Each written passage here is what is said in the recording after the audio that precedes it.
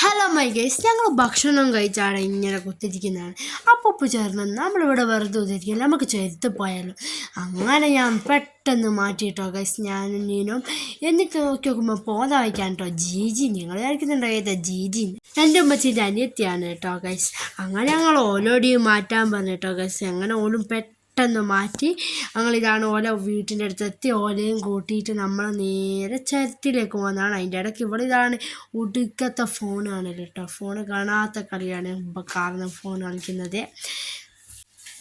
പിന്നെ കാറിലെത്തിയത് ഞങ്ങൾ രണ്ട് വർത്താനെല്ലാം പറഞ്ഞ് കുറച്ചങ്ങത്തുമൊക്കെ ചരത്തിലെത്തിയിട്ടോ ഗൈസ്. അതിൻ്റെ ഇടയ്ക്ക് ഇവിടെ എത്തിയതാണ്. ഇവിടുന്ന് ക്വസ്റ്റ്യൻ എല്ലാം ചോദിച്ച് കളിക്കുന്നത് കേട്ടോ. കുസൃതി ചോദ്യങ്ങളെല്ലാം.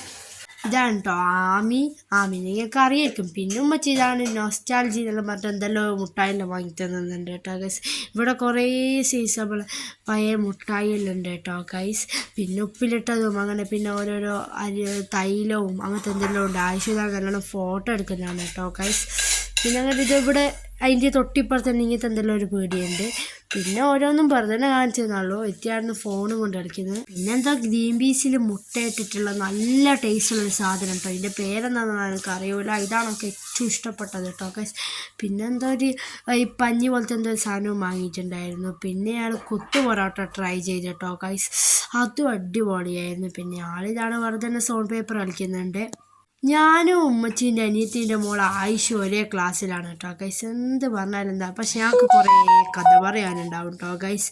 പിന്നെ ഞങ്ങളങ്ങനെ നേരെ ഇങ്ങോട്ടേക്ക് തിരിച്ചു പോന്നു. ഓല വീട്ടിൽ ഇറക്കി കൊടുത്തു. ഞങ്ങൾ നേരെ പുരയിലേക്ക് പോന്നാണ് ഗൈസ്. പിന്നെ അതിൻ്റെ ഇടയ്ക്ക് ഉമ്മച്ചി കടിയോ കയറാണ്ടേനോ മാടിയും കയറി. പിന്നെ ഞാൻ ഡ്രസ്സെല്ലാം മാറ്റിയിട്ടാണ് നേരെ പോയി ഇറങ്ങട്ടെ. ബായ്.